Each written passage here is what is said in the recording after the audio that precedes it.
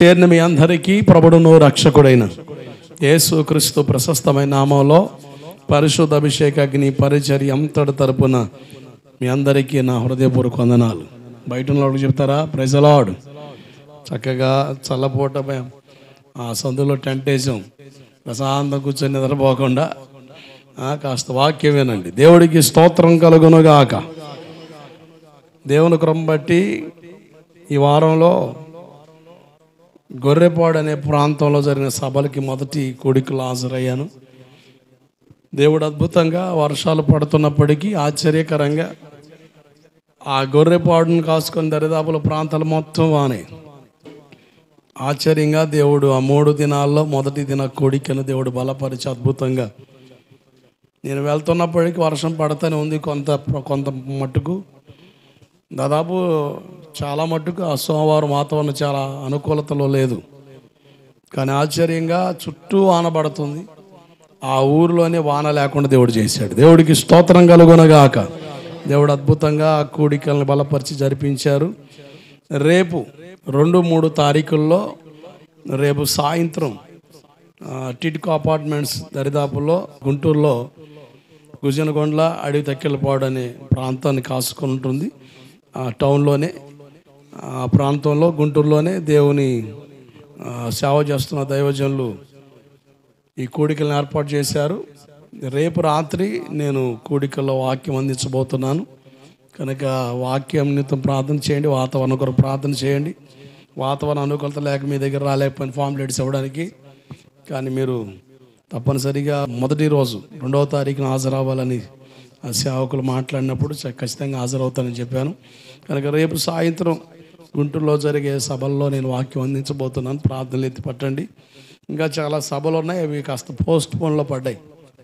ఈ సడన్గా వాతావరణం మారిపోయింది, రాత్రి వానబడిపోతుంది, విపరీతమైన గాళ్ళు కనుక కొంచెం భారీగా ఖర్చులు పెట్టి ఇబ్బంది పడడం ఎందుకు లేని ఆలోచనతో కొంతమంది అలా ఆగి ఉన్నారు.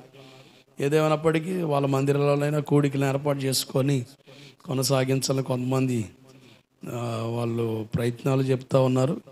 దేవుడే అన్ని విషయాల్లో సహాయము చేయునుగాక. ఆమేన్. గడిచిన నెలలో ప్రతి వారం ఏదో ఒక ప్రాంతానికి దేవుని వాక్యం అందించడానికి వెళ్ళాను. నెలంతా ప్రయాణంలో ప్రభు తోడున్నారు. గడిచిన నెలంతా కాచి ఈ మరొక నూతన నెల జూన్ నెల ఇచ్చిన దేవునికి మహిమ కలుగునుగాక. ఆమేన్.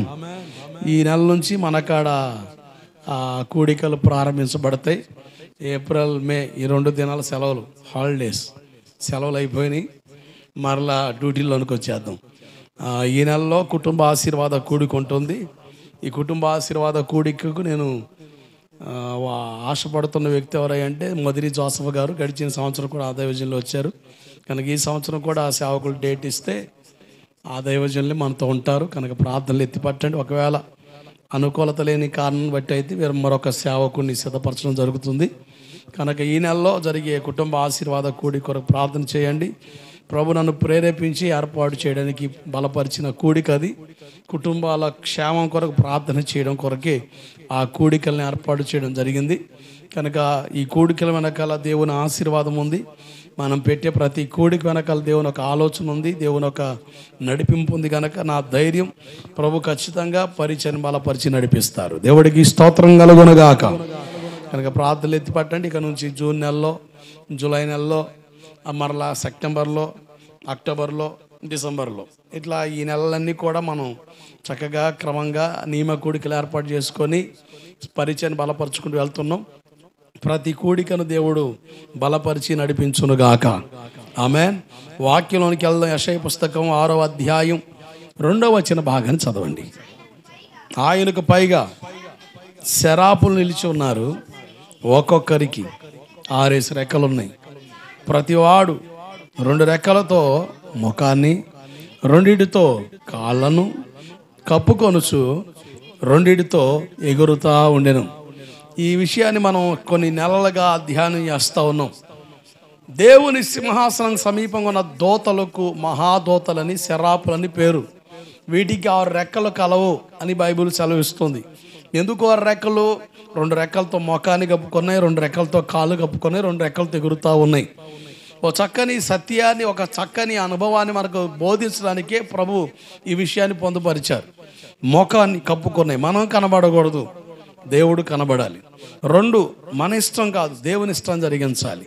2 రెక్కలు తెగురుతూ ఉన్నాయి.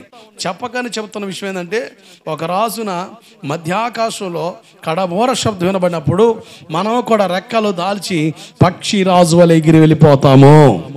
హల్లెలూయా.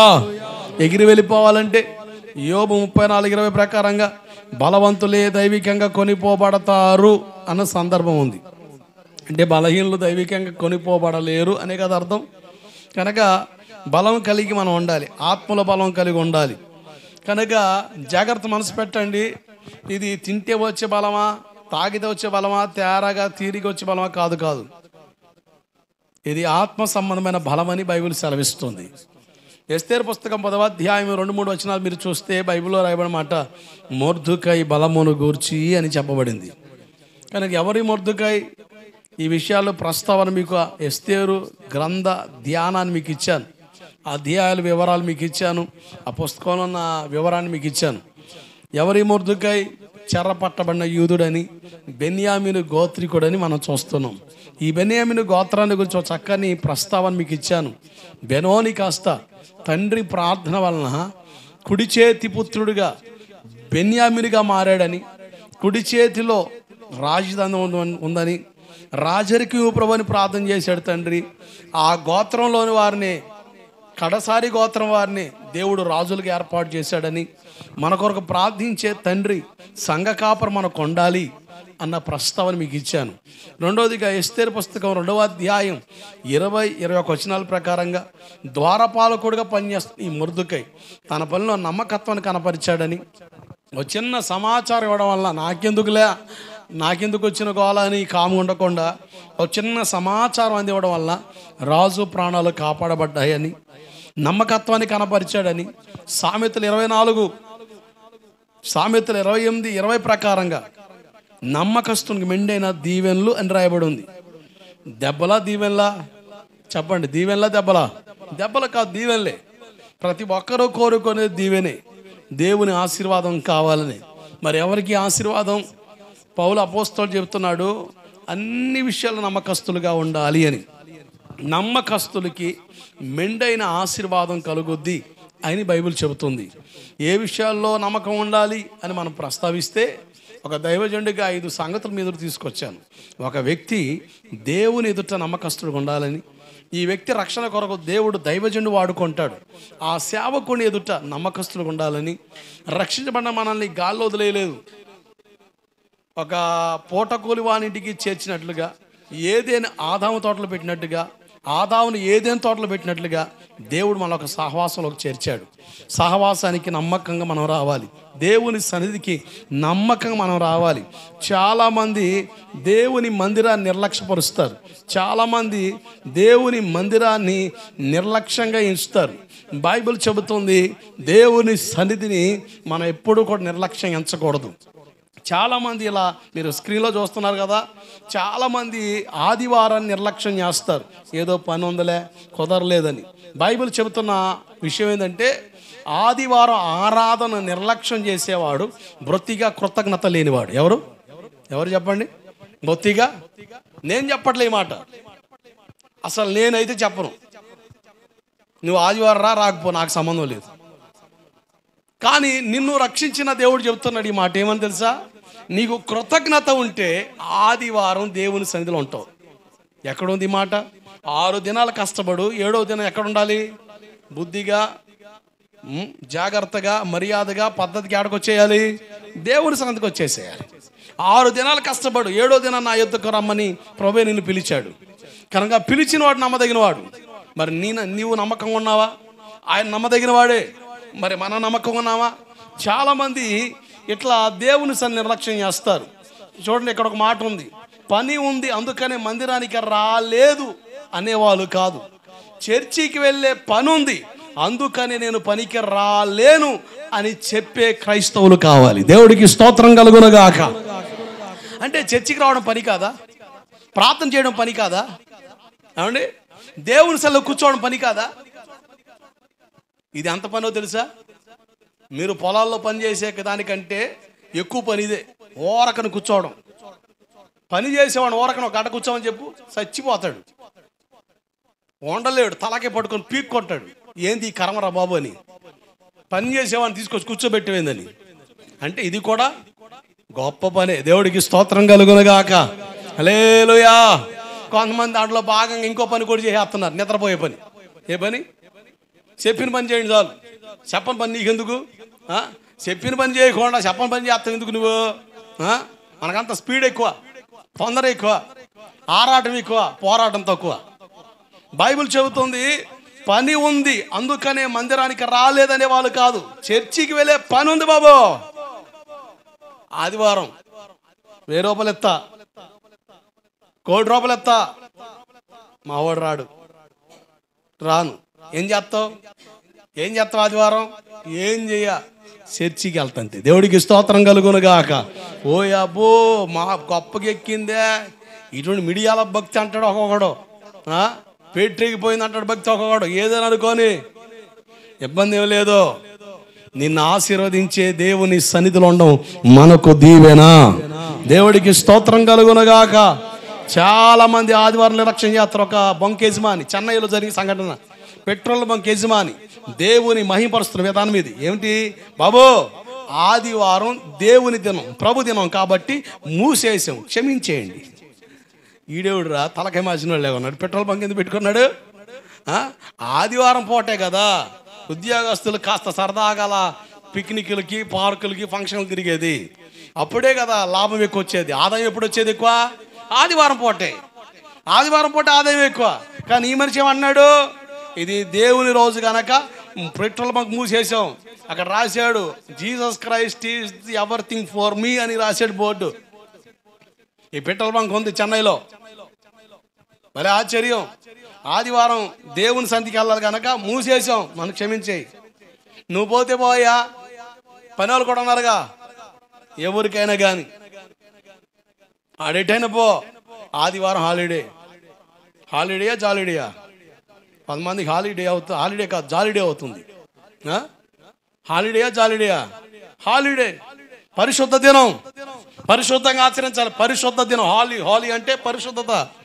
పరిశుద్ధ దినం పరిశుద్ధంగా ఆచరించాలి.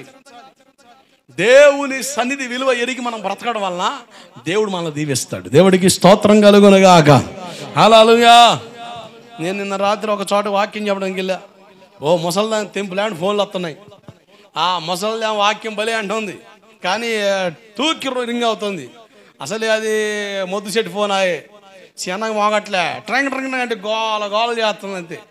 నా దాకొచ్చి పడుతుంది. అమ్మా ఏంది ఈ గోల అంటే పక్కామంటుంది. ఆ కంపెనీలో గుమస్తా అండి, కొంచెం చాలా పనులు ఉంటాయి, అందుకని ఫోన్లు వస్తాయని. ఎంత డోడు అయినా కానీ ఫోన్ని ఫ్లైట్ ఎక్కించేసేయి, విమానం ఎక్కించేసేయి, ఫ్లైట్ మోడ్లో పెట్టేసేయి, సైలెంట్ మోడ్లో పెట్టేసేయి, పక్కన పెట్టేసేయి. ఎందుకో ఆయన అధికారులకి అధికారి, సర్వాధికారి. దేవుడికి స్తోత్రం కలుగునుగాక.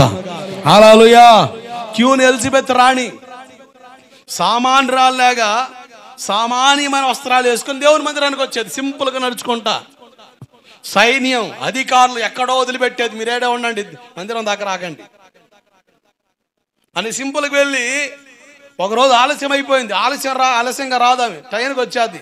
ఆలస్యమైంది, కొంచెం హడావుడికి వచ్చి బల్ల జరుగుతుంది. ఓ సామాన్యమైన ఒక విధవరాలు కాడ, పేద విధవరాలు పక్కన కూర్చుంటే ఆమె ఎవరి మనిషి అని చూసి దిగ చూస్తే క్యూన్ ఎలిజబెత్ రాణి. అమ్మో, రాణి గారు వచ్చి నా పక్కన కూర్చుందా, వామో అని చెప్పి వెనక జరుగుతూ ఉంటే టకిమని చేపట్టింది. ఎదిగెళ్తున్నావు అమ్మా, నీ పక్కన కూర్చోకూడదు. ఎవరు చెప్పారు? మనందరం సమానమే. దేవుడికి స్తోత్రం కలుగునుగాక. కుర్చీలు ఎత్తి వస్తాం, సోఫాలు ఎత్తి వస్తాం, లేకపోతే బిస్కెట్లు ఎత్తి వస్తాం, టీ పోతే వస్తాం, ఇవన్నీ చిల్లరేసాలు. మర్యాదకు వచ్చేసే దేవుడి దగ్గరికి. దేవుడికి స్తోత్రం కలుగునుగాక. నేనంట కృతజ్ఞత కలిగిన వ్యక్తి దేవుని సన్నిధికి ఎగనామం పెట్టడో, మాకు పంగనామం పెట్టడో. ఎగనామం పెట్టవు దేవునికి, పాస్టర్ గారికి పంగనామం పెట్టవు. ఎందుకు రాలేదమ్మా? రాలేదులేండి, రాలేదు అడిగేది, ఎందుకు రాలేదు? రాలేదులే అండి అంటే ప్రశ్నకి ప్రశ్నే సమాధానమా? అసలు మామూలుగా ఉండదు.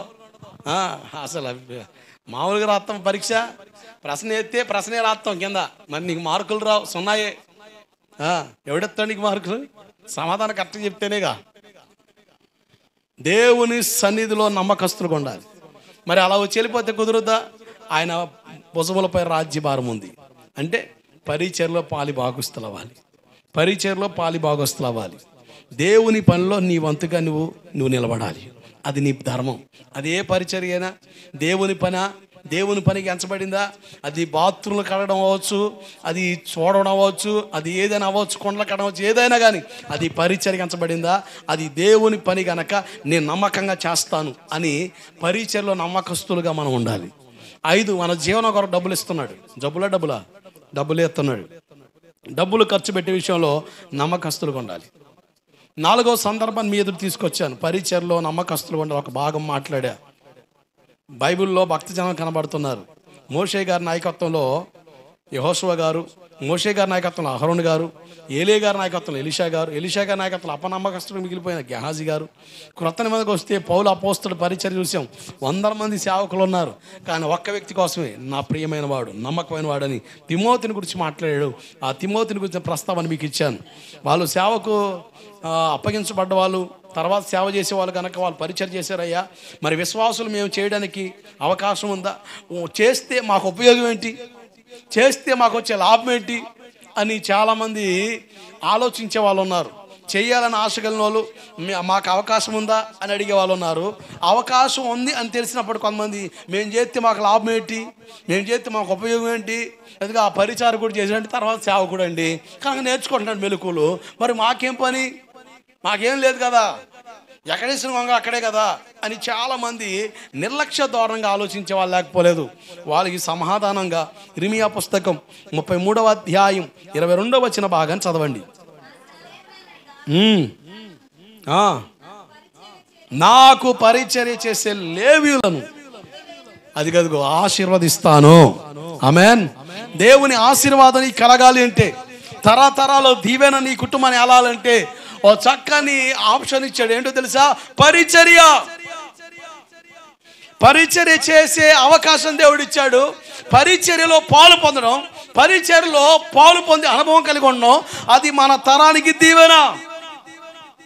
చాలామంది పరిచర్ని చులకనగా ఎంచుతారు. పరిచర్ని అంతగా వాళ్ళు దాన్ని గొప్పగా ఎంచరు. దాన్ని ఒక కుదిరింది కానీ చేస్తున్నాం, తప్పదు కానీ చేస్తున్నాం, సరే చేద్దాంలే అని చేస్తున్నాం. ఎట్లా చేస్తే కుదరదు. ఇది దేవుని పని, ఇది నా పని, నా వంతు, నా బాధ్యత, ఇంకంతే. అట్లా ఇన్వాల్వ్ అయిపోవాలి. సేవకుడు ఒక్కడే పని చేస్తే కుదరదు. సేవకుడితో కలిసి పనిచేసే బాధ్యత ప్రతి విశ్వాసికి దేవుడిచ్చాడు. అది ఎంత ఆశీర్వాదమో లేవి గోత్రాన్ని మీకు పరిచయం చేశాను. యాకోబు కుమారుడిగా పిలబడిన లేవి దేవుని ఎదుట శపితంగా కనబడ్డాడు. శాపాన్ని కొని తెచ్చుకున్నాడు. వాళ్ళ చెల్లి చెరపబడిందని మనసులో ఆ బాధను పెట్టుకొని ప్రీప్లాన్డ్గా వాళ్ళ మీద పగ తీర్చుకున్నారు. దేవుడు దాన్ని ఒప్పుకోలేదు. అది తప్పుగా ఎంచబడింది, అది నేరంగా ఎంచబడింది. దేవుని దృష్టిలో అది యోగ్యంగా ఎంచబడలేదు. అది మోసంగా, అది ఇతరుల్ని ట్రాప్ చేసి వాళ్ళని హతమార్చిన లెక్కలోకి తీసుకొచ్చాడు దేవుడు. అది దేవుని దృష్టిలో యోగ్యంగా ఎంచబడలేదు. శపితమైన జనంగా ఉండిపోయారు. తండ్రి చెబుతాడు ఆ మాట, మీరు శపించబడ్డ జనవరా అని. నిర్గమాకాండం 32వ అధ్యాయంలోకి వస్తే అక్కడ జరిగిన ఒక చక్కని సందర్భాన్ని బట్టి లేవి గోత్రికులు ఎంతగా ఆశీర్వాదానికి వారసులుగా మారో మనకు అర్థమవుద్ది. మోషే పాస్టర్ గారు లేడని అక్కడ ఉన్న వాళ్ళందరూ కూడా గందరగోళంగా విచ్చలవిడిగా లెక్కలేని తనగా బ్రతుకుతూ ఉంటే దేవుడు సేవకునితో మాట్లాడి 40 దినాలు మాట్లాడి 40 దినాల తర్వాత పంపిస్తే దైవజనుడు ఓపిక చేసుకొని కిందకు వస్తే రకరకాల శబ్దాలు, అది యుద్ధ బేరీ కాదు, అది అపజయ బేరీ కాదు, అది యుద్ధానికి సిద్ధమయ్యే సౌండ్స్ కాదు, సంగీత విభేవరి, మ్యూజికల్ నైట్, మ్యూజికల్ ట్రంప్. ఇక అది విని మోషే గారు ఆశ్చర్యపోయారు. తీరా చూస్తే విచ్చలవిడిగా తిని తాగుతూ గందరగోళంగా ఉన్నారు. ఒకటి గమనించండి, దైవజనుడు మీ మధ్యలో పెట్టేది ఎందుకంటే మాకు దేవుడు అధికారం ఇచ్చి పంపించాడు. ఎవరి మీద అధికారం ఇచ్చాడు? నీ మీద. దేవుడికి స్తోత్రం కలుగునుగాక. ఉన్నతున్నట్టుగా చెప్పడం, దేవుడు మాకు ఇచ్చిన బాధ్యత, నీ మీద అధికారం ఇచ్చింది. నీకెవడిచ్చాడు పెత్తనం నా మీద? నీవు ఇచ్చేది ఏందిరా? నిన్ను రక్షించుకున్నాడే, నిన్ను పట్టుకున్నాడే, నీ బతుకు మార్చాడే, నిన్ను నిలబెట్టాడే, ఆయన ఇచ్చాడు రా బాబు. దేవుడికి స్తోత్రం కలుగునుగాక. మోషే గారితో అంటాడు, అధికారం ఇచ్చి పంపిస్తున్నా, గో విత్ పవర్స్, అధికారం ఇచ్చి పంపిస్తున్నా. దేవుడు అధికారం ఇచ్చి పంపిస్తాడు దైవజనుడిని. పంపబడిన సేవకుడు ఒక అధికారంతో పంపబడతాడు. కనుక బానిసత్వం కాదు ఇది, జాగీరుతనం కాదు ఇది. మనందరం దేవుని పిల్లలం. దేవుని ఎదుట యోగ్యంగా బ్రతకడానికి సిద్ధపాటు కలిగి, సిద్ధపడుతా, దిద్దుకుంటా, దేవుని ఎదుట నిలిచే యోగ్యమైన పిల్లలుగా మనం కట్టబడడం ద్వారా మన తరాలు దీవించబడతాయి. దేవుడికి స్తోత్రం కలుగునుగాక. హల్లెలూయా. చివరికి మోషే గారు వచ్చి కేక వేయగానే మిగతా వాళ్ళందరూ ఉరుమును చూస్తున్నారు. అసలు పట్టపట పళ్ళు కొరుకుతున్నారు. పాస్టర్ గారు కానీ బతికిపోయాడు, లేకపోతే ఇంకొకడైతే జాడించేవాడిని, ఉతికారేసేవాడిని. అసలు మామూలుగా ఉండేది కాదు. పాస్టర్ గారు కనుక అని పడపడ పళ్ళు కొరుకుతున్నారు. ఒకడు పాస్టర్ గారు అంటాడు, దేవుని పక్షం పక్కకు వచ్చేసేయండి. నిర్మోహమాటంగా, ఆలోచన చేయకుండా. ఈ ఇస్రాయేలు గోత్రంలో, ఆ 12 గోత్రాల్లో లేవీ గోత్రికులు అందరూ పక్కకు వచ్చేసారు. కత్తి చేత పట్టుకొని తల్లి, తమ్ముడు, అన్న, చెల్లి చూడదు, నరికే అంటాడు. అంతే, తీసి పక్కన పెట్టేశారు. ఈ వారం అంతా మా చెల్లెళ్ళు నాకాడే ఉన్నారు. నా ప్రయాసం అంతా చూశారు. మా బావగారు అంటారు, మా ఫ్యామిలీలో మా ఫ్యామిలీలో మెంబర్ వాళ్ళ పిల్లలు,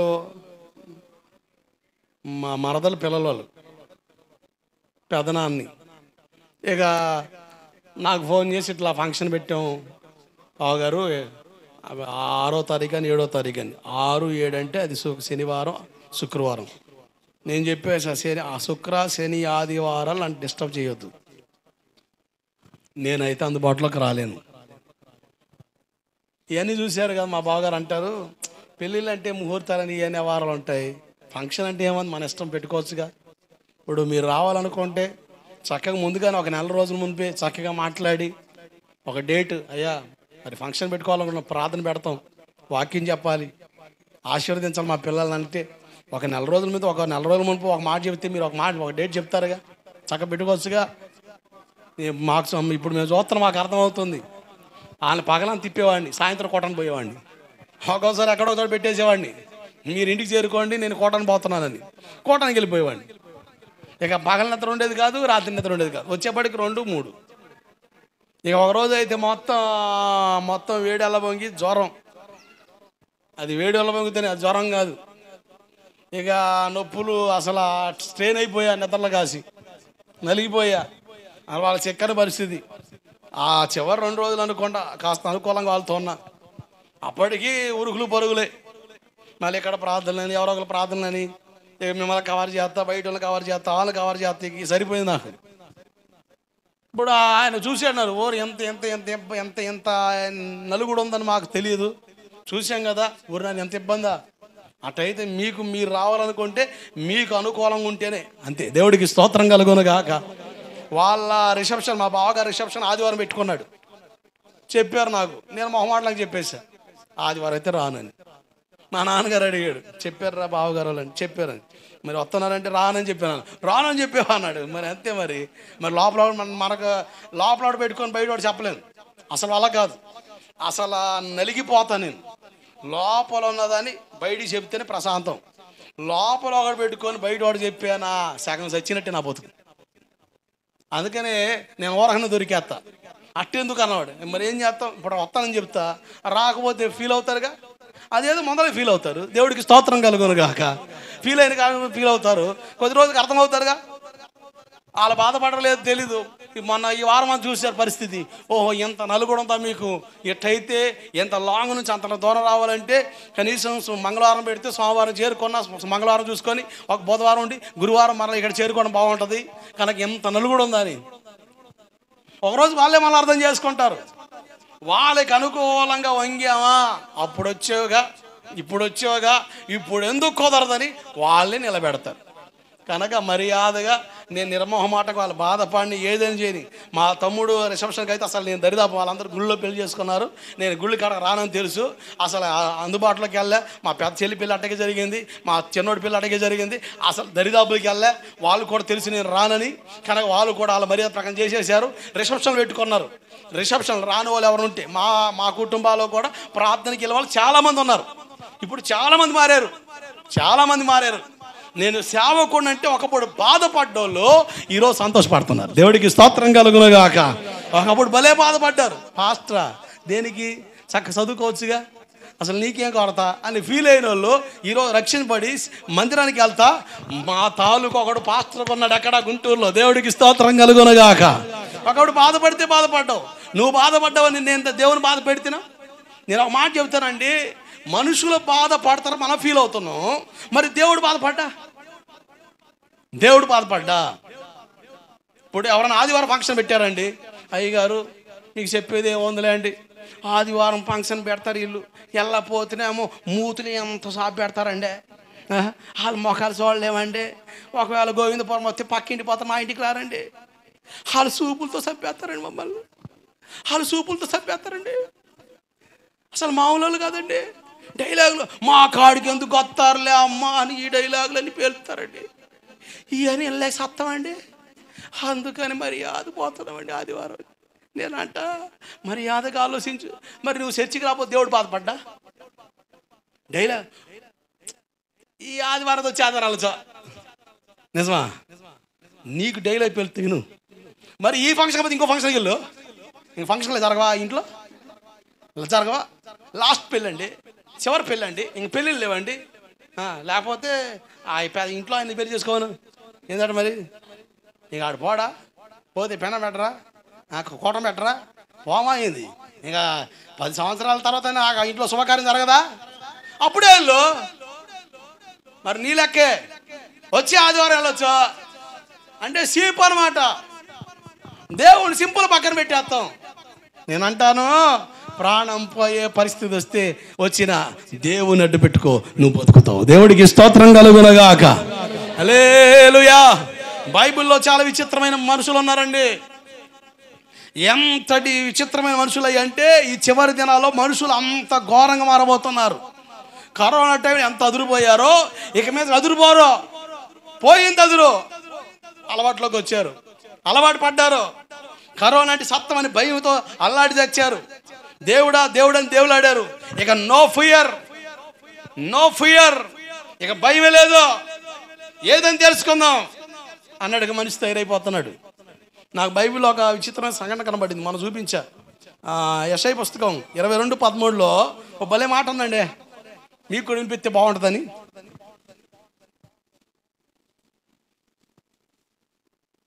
సీతమ్మా, నువ్వు నా కోసం ప్రార్థన చేస్తున్నావు, నేను దారుణం చూస్తున్నా, నువ్వు అట్టనే చేయి. 1 గంట దాకా వాక్యం చెప్తా, తర్వాత నన్ను ఎవరు అడగండి, సీతమ్మని అడగండి. నువ్వు ఎందుకు ప్రార్థన చేస్తున్నావు ఆమె నిలబెట్టండి, నాకు సంబంధం లేదమ్మా. అప్పగించే సంఘాన్ని పుసుకొని నేను 1 గంట దాకా చెబితే నాకు సంబంధం లేదు, నీకే. ఇక ఎవరన్నా కళ్ళు మూసుకున్న వాక్యంలో ప్రార్థన చేస్తున్నా వాళ్ళని అప్పగిస్తా. ఇక మీరే బాధ్యులు. అయ్యగారు లేట్ అయిపోతుంది, అయ్యగారు ఇంట్లో తిడుతున్నారంటే వీళ్ళు నిలబెట్టండి. అసలు ఎందుకు ప్రార్థన చేస్తాను, నువ్వు ముందర వచ్చి ప్రార్థన చేసుకోవచ్చుగా అని 2 మొట్టికాలు చేయండి. కరెక్ట్గా అన్నాను, నేను కరెక్ట్గా వాక్యం చెప్పి ముగిస్తా. చదవమ్మా. రేపు చచ్చిపోతున్నాం కానీ చర్చికి వెళ్దామంటాడు వీడు. ఏమంటే రేపు చచ్చిపోతున్నాం, చర్చికి వెళ్దాం అన్నాడు వీడు. ఎన్ని కోళ్ళు ఉంటే అన్ని కోళ్ళు బయట పెట్టు, ఎన్ని దొనలు ఉంటే అన్ని దొనలు బయట పెట్టు, కోద్దాం, తిందాం. ఏంటి ఎన్ని రెస్టాలు అన్ని రెస్టాలు తిరుగుదాం, ఎన్ని బ్రాంతి షాపులు అన్ని బ్రాంతి షాపులు తిరుగుదాం, తాగుదాం, ఎంజాయ్. నాకు పల్లె నవ్వు వచ్చిందండి. రేపు చచ్చిపోతున్నావు అని తెలిసి ఏమనాలి వీడు? చర్చికి వెళ్దాం బాబా, రేపు చచ్చిపోతామంట. ఇక లేదు ఛాన్స్, అదేదో ఊడి పడుద్దట, డైరెక్ట్ గోవిందపురం మీదే పడుద్దంట. మొత్తం పచ్చడైపోతామట, ఒక్కలు మిగరమాట. మిగతా వాళ్ళ సంగతి ఏందో కానీ ఈ మాయదారి చచ్చిన టీవీ వాడు డైరెక్ట్ గోవిందపురం చూపిస్తున్నాడు. అది వచ్చి ఈడే పడుద్దట. పాదనలు పనికి వచ్చేటట్లేవు, రేపే పోతున్నాం కనుక చర్చికి పోదాం అంటాడా? ఏమన్నాడు? ఎన్ని కోళ్ళు ఉంటే అన్ని కోళ్ళు, ఎన్ని కుక్కలు ఉంటే అన్ని కుక్కలు, ఎన్ని పందులు ఉంటే అన్ని పందులు కోసుకొని తిని మూతి తుడుచుకొని వద్దాం, సత్తి సత్తాం. అంటే భయం ఉందా లేదడికి? భయం పోయిందండి. నిజంగా భయం ఉంటే చచ్చిపోతున్నాను బాబోయ్, చచ్చిపోతున్నాను బాబోయ్, చర్చికి తీసుకెళ్ళాను అలా అంటే దైవ భయం మనుషులో బొత్తిగా కానరాని రోజులోకి వచ్చేసాం. అసలు లేదండి. అసలు రాబోయే రోజు ఇంకా దారుణాలు చూస్తాం, ఇంకా కసాయితనం చూస్తాం, ఇంకా మూర్ఖత్వం చూస్తాం. ఇక రోజులు గడిచే కొలది అసలు మన జీవితం విరక్తి కలుగుద్ది. అమ్మో, ఈ కాలం అనవసరంగా పుట్టాను, అసలు ఎందుకు పుట్టానా, అసలు ఇన్ని దారుణాలు చూడాలా, ఇన్ని దారుణాలు చూసుకోవాలా, చూడాలా, ఎదుర్కోవాలా, అయ్యి బాబో చత్తే బాగుంటది అనే పరిస్థితులు కూడా మనిషి వెళ్ళిపోబోతున్నాడు. అంతగా దిగజారబోతుంది. రోజులు గడిచేకొలది దైవ భయం లేదు. దేవుని కొరకు బ్రతకడానికి ఇష్టపడే మనుషులు అరుదుగా కనబడతారు. దేవుని అడ్డం పెట్టుకొని బతికే వాళ్ళు చాలామంది కనబడతారు. ఇక దేవుణ్ణి పక్కన నెట్టి విచ్చలుడి బతికే వాళ్ళు కోకొల్లుగా కనబడతారు. వీళ్ళ మధ్యలో మనం భక్తి చేయాలి, వీళ్ళ మధ్యలో మన జీవనాన్ని కొనసాగించాలి, వీళ్ళ మధ్యలో మనం జాగ్రత్తగా దేవుని కొరకు బ్రతకాలి, మన నమ్మకత్వాన్ని కనపరచాలి. కనుక పనికిరాని తీగలు కత్తిరించేసాయి. దేవుడికి స్తోత్రం కలుగునుగాక. హల్లెలూయా. నిన్ను నువ్వు ప్రతిష్ఠించుకో, నీ ప్రతిష్టను చంపుకో, దేవుని ఆశీర్వాదం చూస్తావు. ఈ 3 విషయాల్లో లేవీయులు నమ్మకంగా నిలబడ్డారు. దేవుడు చెప్తున్నాడు, నా సన్నిధిలో నిత్య కట్టడిగా మీరు పరిచర్య చేస్తారన్నాడు. ఇప్పటికి కూడా లేవి గోత్రమే యూదా దేశంలో, పాలస్తీనాలో, జెరూసలేములో, సమాజ మందిరాల్లో ఇంకా లేవి గోత్రికులే పరిచర్య చేస్తున్నారు. దేవుడిచ్చిన వాగ్దానం గొప్పది, దేవుడిచ్చిన మాట విలువైంది. దేవుడు ఏదని చెప్పాడా అది నమ్మదగింది, అది ఆశీర్వాదకరం, ప్రయోజనకరం. మనుషుల మాట నమ్మితే నాశనం అయిపోతాం, నష్టపోతాం. కానీ దేవుని మాటను ఆధారం చేసుకున్నవాడు ఎప్పటికీ నష్టపోడు. దేవుడికి స్తోత్రం కలుగునుగాక. హల్లెలూయా. ఎంతగా ఎంచాలంటే నీ స్వాభిప్రాయం కంటే దేవుని మాటను గొప్పగా ఎంచాలి. ఆ స్థాయిలోకి రావాలి. మనం దేవుని ఆశీర్వాదం చూడగలం. ఈ లేవి గోత్రం గురించి మరొక మాట మనం చూసాం. ఇలా కనులు తెర్రబడ్డాయని, మనోనేత్రాలు తెర్రబడిన జనంగా కనబడుతున్నారు వీళ్ళు. మనోనేత్రాలు తెరబడిపోవడానికి కారణాలు మీతో మాట్లాడుతూ అదే యెషయా పుస్తకం 6వ అధ్యాయం 1వ వచనంలో, అత్యున్నత సింహాసనంపై ప్రభు ఆసీనుడై ఉండగా రాజని మృతి పొందిన సంవత్సరమున అత్యున్నత సింహాసనంపై ప్రభు ఆసీనుడై ఉండగా కన్నులారా చూచాను అన్నాడు. ఎప్పుడు? రాజని మృతి పొందినప్పుడు. దినవృత్తాంతాలు 2వ పుస్తకం 26:16 ప్రకారంగా అతడు స్థిరపడిన తర్వాత మనసులో గర్వించి చెడిపోయానన్న మాట కనబడుతుంది. రాజనెబుజీ అనగా గర్వానికి మనం తావివ్వకూడదు. గర్విస్తే వినాశనానికి వెళ్ళిపోతాం, నష్టపోతాం. దేని బట్టి కూడా మనం గర్వించకూడదు. మనం గర్విస్తే, మనం అతిశయిస్తే మన యేసుని బట్టి మనం అతిశయించాలి. దేవుడికి స్తోత్రం కలుగునుగాక. నా అతిశయ కారణం నువ్వే అని చెప్పాలి. మన అతిశయం ఎవరై అంటే, మన గర్వం ఎవరై అంటే దేవుడే. గర్విస్తే దేవుని బట్టి గర్వించు. నీ బలాన్ని బట్టో, నీ అందాన్ని బట్టో, నీకున్న హోదాను బట్టో, నీకున్న స్థాయిని బట్టో, నీకున్న స్థితి బట్టో గర్విస్తే నష్టపోతావు. కానీ దేవుని బట్టి గర్విస్తే, దేవుని బట్టి అతిశయిస్తే, దేవుని బట్టి గొప్పగా ఎంచితే దేవుడు మన పక్షం నిలిచి కార్యాలు జరిగిస్తాడు. దేవుడికి స్తోత్రం కలుగునుగాక. హల్లెలూయా. 5 దేశాలు గర్వించాయని, ఈ 5 జాతుల వారిలో మోయాబు జాతి గురించిన ప్రస్తావన మీద తీసుకొచ్చాను. వీళ్ళు గర్వించడానికి కారణాలు ఇర్మియా పుస్తకం 48వ అధ్యాయంలో చాలా చక్కగా ప్రస్తావించబడ్డాయి. ఎందుకు వీళ్ళు గర్వించారు, వీళ్ళ గర్వానికి కారణం ఏంటి మనం చూసాం. వాళ్ళు వక్ర జనం అని, చావు తెలితాడగలిగిన వాళ్ళని, కుట్ర మనుషులని విన్నాం. రెండవదిగా ఇతరులను చులకన చేసి మాట్లాడే జనం. దైవిక విషయాల్లో కూడా చులకనగా మాట్లాడతారు, లెక్కలేని తనగా ప్రవర్తిస్తారు.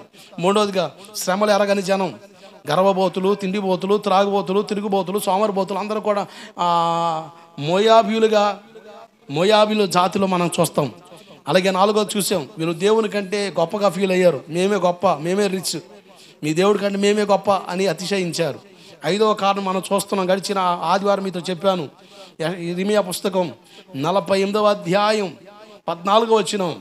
వాళ్ళు గర్వించిన కారణం చూడండి. 14వ వచనం, యుద్ధ శూరులమనియు జాగ్రత్తనండి, మేము బలాఢ్యులం అని వాళ్ళ బలాన్ని బట్టి గర్వించారు. మన బలాన్ని బట్టి, మన బలగాన్ని బట్టి గర్వించకూడదు. అది చాలా నష్టానికి దారితీస్తుంది. చాలామంది ఎలా ఫీల్ అవుతారు అంటే, ద్వితీయోపదేశ కాండం 8వ అధ్యాయం 17-18 చూడండి ఒకసారి. ద్వితీయోపదేశ కాండం 8వ అధ్యాయం 17-18.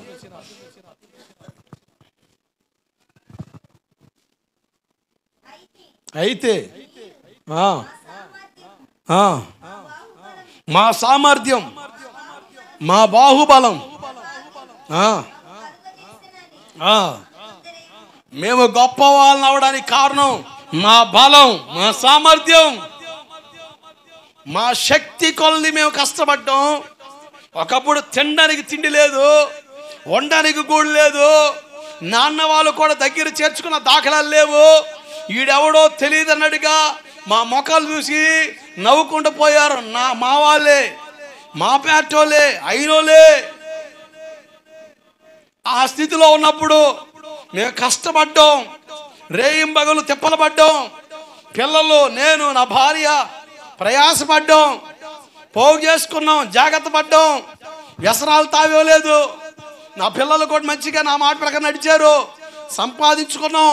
ఇది మా బలం, ఇది మా సామర్థ్యం అని కొంతమంది వారిలో వాళ్ళే అనుకుంటారట. నిజం, చాలా మంది ఇలాగే పొరపడతా ఉన్నారు.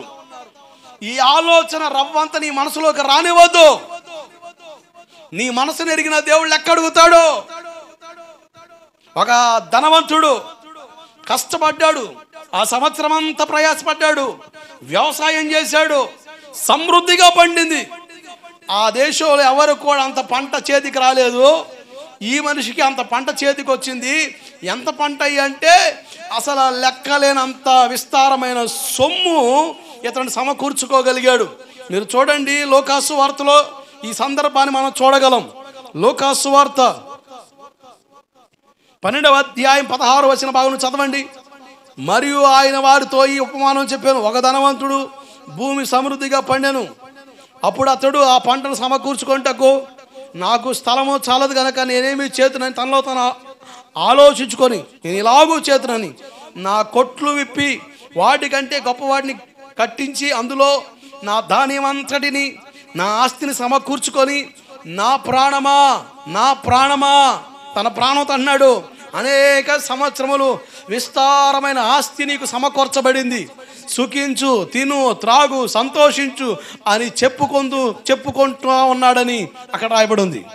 ఈ వ్యక్తి చాలా కష్టపడ్డాడు, మిగతా వాళ్ళందరికీ నష్టమే, కానీ తనకి స్టార్ తిరిగింది. చాలా అద్భుతం. ఎన్నడూ కూడా అంత పంట చేతికి రాలే, కానీ అంత నష్టకాలంలో కూడా చక్కగా పంట చేతికి వచ్చింది, సమృద్ధి వచ్చింది. కొంత అమ్ముకున్నాడు, ఆ డబ్బు బ్యాంకులో పెట్టుకున్నాడు, ఇంకా మిగతాది కొట్లు పెద్దవి చేసుకున్నాడు, వాటిలో పోసుకున్నాడు, డబ్బులు లెక్కెట్టుకున్నాడు. ఈ సిగ్గు లేనాడు పోయి చికెన్ తెచ్చుకొని శుభ్రంగా అన్ని బల్లా మీద పెట్టుకొని హ్యాపీగా నా ప్రాణమా తిను, ఎంజాయ్. నీకు ఎదురులేదు, నీకు తిరుగులేదు. ఈ సంవత్సరం నువ్వే కింగ్. ఇక నీకున్న డబ్బు ఎవడికి లేదు. నువ్వు మీసం తిప్పడమే, కద్దరు సొక్క కద్దరు ప్యాంట్ వేసుకోవడమే, పిట్టాపురం పిల్ల జమీందారులాగా నైస్గా నీట్గా 5,000కి 5 ఉంగరాలు వేసుకోవడమే, ధీటుగా జడ్జిగా తిరగడమే, హ్యాపీ, ఎంజాయ్ అని తన సామర్థ్యాన్ని బట్టి, తన బలాన్ని బట్టి పేట్రేగిపోయి ఆలోచిస్తున్నాడు ఇతగాడు. అవునంటారా కాదంటారా? ఈరోజు నీ సామర్థ్యాన్ని నమ్ముకొని, నీ బలాన్ని నమ్ముకొని, నీ కష్టం, నీ చెమటని నీ సామర్థ్యం అని అనుకుంటే ఇలాగే నువ్వు ఉంటావు. సేమ్ టు సేమ్ అది నీ ఫోటోయే. నీ ఫోటో ఎక్కడ పేస్ట్ చేశాడు. ఒకవేళ ఎవరైనా సమృద్ధిని బట్టి కానీ, సంపదను బట్టి కానీ ఇలా విర్రవీగితే వాళ్ళ మనసులో కలిగే ఆలోచనలు ఇవే. నీకు ఆ డబ్బులుంటే నలుగురు చేరుతారు, నీకు ఆ డబ్బులుంటే 4 ఆలోచనలు ఇస్తారు, నీకు ఆ డబ్బులుంటే ఇక నీకు తిరుగులేదంటారు. మా నాన్నగారికి అలవాటు లేదు, నేను చిన్నప్పుడు చూశాను, నాకు అవగాహన ఉంది. మా నాన్నగారి సిగరెట్ కానీ ఏ వ్యసనానికి తావులేదు. విస్తారమైన డబ్బు, అది పొగాకు వల్లనే. విస్తారమైన డబ్బు ఈ మలబార్ పురుగులు పెంచేవాళ్ళు, పత్తి పురుగులు, మలబార్ పురుగులు పెంచేవాళ్ళు. ఈ మలబార్ పురుగుల వ్యాపారం, ఈ బ్యాన్ వ్యవసాయాలు చాలా సమృద్ధినిచ్చాయి. ఎంతగా అంటే మనిషి చెడిపోయి అంతగా, చెడు సహవాసాలు పట్టి అంతగా, దుర్మార్గులందరూ కూడా గూటికి చేరేంతగా, ఎంత దాస్తుతం వెళ్ళిపోయిందంటే కోడి పందేలంటే పిచ్చి అయిపోయింది. ప్యాకెట్ అంటే ఒక పిచ్చి అయిపోయింది. కోడి పందేల కొరకు ఆ కన్నాపురం, ఆ కుగ్రామం నుండి కోటమ కొండకు వచ్చాడంటే ఒకసారి చూడండి. మామూలు వ్యవహారం కాదు. 1992-93 సంవత్సరం జరిగిన సంఘటనలు చాలా ఆశ్చర్యం. ఎంతగా అంటే మనిషిని చెరిపే అంతగా, మనిషి ఆలోచనలు పాడు చేసి అంతగా. నీకు ఇక డబ్బు ఉందిగా, తిరుగులేదు. పొలిటికల్గా లెగ్గే అన్నారు. ఆ పొలిటికల్ అపీరియన్సే కాస్త తేడా చేసింది. చాలా డబ్బు పోగొట్టుకున్నాడు. ఒక ఎమ్మెల్యే సీటు కొరకు దాదాపు ₹1 కోటి పైగా ఆ రోజులోనే పెట్టుబడికి పెట్టేశాడు సీటు కొరకు. కానీ దక్కలే, డబ్బు చెక్కలే, నష్టమే. ఇప్పుడు ఆ స్థాయిలోకి వెళ్తే నలుగురు వెనకాల తిరుగుతుంటారు. సాయంత్రం అయితే పోయాలి ఆడికి. ఏంటి తీర్థం, ఆడికి తీర్థం పోయాలా, సిట్టింగ్ ఎప్పుడు కూడా చూస్తుంటాం కదా. సాయంత్రం అయితే ఎవడో కూడా వచ్చాడు. అసలు కళాకారులు మామూలు కాదు. ఒక్కొక్కడు కమల్ హాసన్ లాగా యాక్షన్ చేస్తారు, ఒక్కొక్కడు మామూలు కాదు. ఇక చూసుకో ప్రతిరూప బింబాలు అన్నాడుగా. ఇక చూసుకో సైలెంట్గా ఏదో ఒకటి జేబులు పెడితే జిందాబాద్ ఇంకది. ఇక డబ్బు నష్టం, వ్యక్తిత్వం పాడైపోద్ది. ఎవరైతే ఎట్లా లెక్కలేంతనగా ఆలోచిస్తారో వాళ్ళ జీవితాలు కంప్లీట్గా పాడైపోతాయి. నేను స్పష్టంగా కొంతమంది జీవితాలు చూశాను, కన్నులారా చూశాను. మెదక్ జిల్లాలో బాలరాజు అనే ఒక సామాన్యుడు, ఒక కుగ్రామంలో నివసించే వ్యక్తి, సూర్యప్రకాశం గారిని ఇంటికి చేర్చుకొని ప్రార్థనలు చేసుకుంటా మెల్లిమెల్లిగా ఒక స్థాయికి వచ్చి ఎంత లెక్కలోకి వచ్చాడంటే ఎమ్మెల్యే టికెట్ కొని ఎమ్మెల్యేకి పోటీ చేసి అంత రేంజ్లోకి వచ్చాడు. ఒకప్పుడు సామాన్యుగా ఉన్నప్పుడు పాస్టర్ గారు రాకముందు అన్ని లైన్ చేసుకొని ప్రార్థనలో కూర్చునే వ్యక్తి. ఈరోజు కారు కొనుక్కున్నాడు. పాస్టర్ గారు ఇంట్లో ప్రార్థన పెడితే ఈ మనిషి ప్రార్థన అయ్యేంత కారులో కూర్చొని ఉంటాడు. ఎందుకు? హోదా మారిందిగా. కానీ దేవుడు మారలేదు కదయ్యా. దేవుడికి స్తోత్రం కలుగునుగాక. దేవుడు మారలేదుగా, దేవుని ఆశీర్వాదం మారలేదుగా. భలే విచారంతో చెప్పాడు. ఒకప్పుడు నేను ఆ ఇంటికి వెళ్ళకపోతే అన్ని లైన్ చేసుకుని కూర్చొనేవాడట చక్కగా. దేవుని ఆశీర్వాదం ఏమండి, దేవుని సన్నిధికి వచ్చే వ్యక్తిని ఎవరిని కూడా దేవుడు తోసేయుడు, ఆశీర్వదిస్తాడు. నువ్వు ఎంతటి పనికి మాలినోడవైనా తండ్రి నిన్ను ఆశీర్వదిస్తాడు దేవుడు. దేవుని ఆశీర్వాదం పొందుకుంటావు, దేవుని దీవెన నిలబడుద్ది. ఈ మనిషి ఎట్లా అంతగా డెవలప్ అయ్యాడు? దేవుని ఆశీర్వాదం ఉంటుంది. దేవుడు మంచోడు. అందరిలాగా నీ శాతగాని వ్యవహారాలు చూస్తే ఎప్పుడో నీ మీద చేసుకునేవాడు ఆయన. కానీ ఆయన అటు చూడడు. ఆయనలో నీలో వెతికేదంతా కూడా మంచితనమే. ఆయన మంచోడు గనక మంచిగానే చూస్తాడు. దేవుడికి స్తోత్రం కలుగునుగాక. పెద్దవాళ్ళు అంటారు కదా, పచ్చకామెలోడికి లోకమంతా పచ్చగానే కనబడుద్దని. తేడాగానే కనబడుద్ది మొత్తం. ఇక ఆడు జబ్బది, ఆడు పట్టిన గబ్బది. మనకు మంచి అంటూ ఒక ఆలోచన రాదు. చాలా మంది జీవితాలు నేను చూశాను, లెక్కలేనితనంగా అడుగులు పెట్టడం వల్ల నష్టం ఎదుర్కొన్నారు. అటువంటి నష్టంలోకి వెళ్ళకండి. మీరు ఆశీర్వదించబడాలి. మీ దీవెన మీ ఇంట నిలబడాలి. మీ దీవెన మీ కష్టజీతంలో ఉండాలి. మీ ఆశీర్వాదం మీ పిల్లల మీద ఉండాలి. అలా యోగ్యంగా నిలబడడం ద్వారా, యోగ్యంగా కట్టబడడం ద్వారా తరతరాల ఆశీర్వాదం మనకు సొంతం. దేవుడికి స్తోత్రం కలుగునుగాక. మనల్ని రక్షించుకున్నోడు, మన కన్నోడు, మనకు రూపమిచ్చినోడు, సమృద్ధి కలిగినోడు, కోట్లకు అధిపతి, ఆయన సమృద్ధి కలిగినోడు. రాత్రి చెప్పాను, కృప చూపుట్ల ఐశ్వర్యవంతుడు. ఆమేన్. దేంట్లో? కృప చూపుట్ల ఐశ్వర్యవంతుడు. ఆయన కృప చాలు మన జీవితాలకి సరిపాటుగా దీవెనవ్వడానికి. ఈరోజు చాలామంది ఈ ధనవంతుల్లాగిన ఆలోచించి విర్రబీగుతుంటే దేవుడు ఏమన్నాడు తెలుసా? 20వ వచనం, అయితే దేవుడు, వెర్రవాడా, ఈ రాత్రి నీ ప్రాణం అడుగుచున్నారు, నీవు సిద్ధపరిచినవన్నీ ఎవని వగునని చెప్పాను. దేవుని ఎల్ల ధనవంతుడు కాక తన కొరకే సమకూర్చుకుని వాడు ఇలాగునే ఉండనని చెప్పాను. చాలా అర్థం ఉంది ఆ మాటలో. ఆ ఒక్క మాట, దేవుని ఎల్ల ధనవంతుడు కాక తమ కొరకే సమకూర్చుకొని వాడు అన్న మాట ఎంత అద్భుతమైన మాట తెలుసా? దాంట్లో ఎన్నో విషయాలు దాచబడ్డాయి. అంటే మనం దేవునిలో ధనవంతులుగా మారాలి. దేవుడికి స్తోత్రం కలుగునుగాక. ఆ స్తోత్రం ఏంటో 5వ సందర్భం ఉంది కదా, డబ్బు ఖర్చు పెట్టే విషయం, దాంట్లో మాట్లాడతా. జాగ్రత్తగా మనసు పెట్టండి. మనం ఈరోజు క్షేమంగా ఉన్నామంటే, ఈరోజు భద్రంగా ఉన్నామంటే కేవలం దేవుడే. నీకు తెలుసా? ప్రతిరోజు సాతానుగాడు వచ్చి వీడి ప్రాణం ఇవ్వు, నాకు వాడికి ఛాన్స్ ఇవ్వు, వాడిని చంపేస్తా, వాడిని తొలగించేస్తా అని దేవుడి దగ్గరికి వెళ్ళి సాతానుగాడు వాదన ఆడుతుంటే దేవుడు ఎప్పటికప్పుడు అడ్డుపడుతున్నాడు. నీకు తెలుసా ఆ విషయం? ట్యాబ్లెట్ వేసుకున్నానయ్యా, కొంచెం బాగుంది, తేలిగ్గా ఉంది, అమ్మో రాత్రి చాలా భయం వేసి చచ్చిపోతాను అనుకున్నాను, డాక్టర్ గారు వచ్చి 2 ఇంజక్షన్లు చేశాడు, కాస్త తేలికయిందయ్యా, అమ్మా ప్రశాంతంగా ఉంది, చచ్చిపోతాను అనుకున్నాను.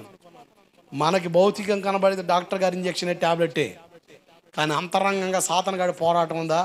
వాడి చేతికి అప్పగించకుండా నిన్ను కాపాడుతున్న దేవుడు ఆకాశమందున్నాడు. అందుకని మర్యాదగా బుద్ధిగా దేవుని దగ్గర రా.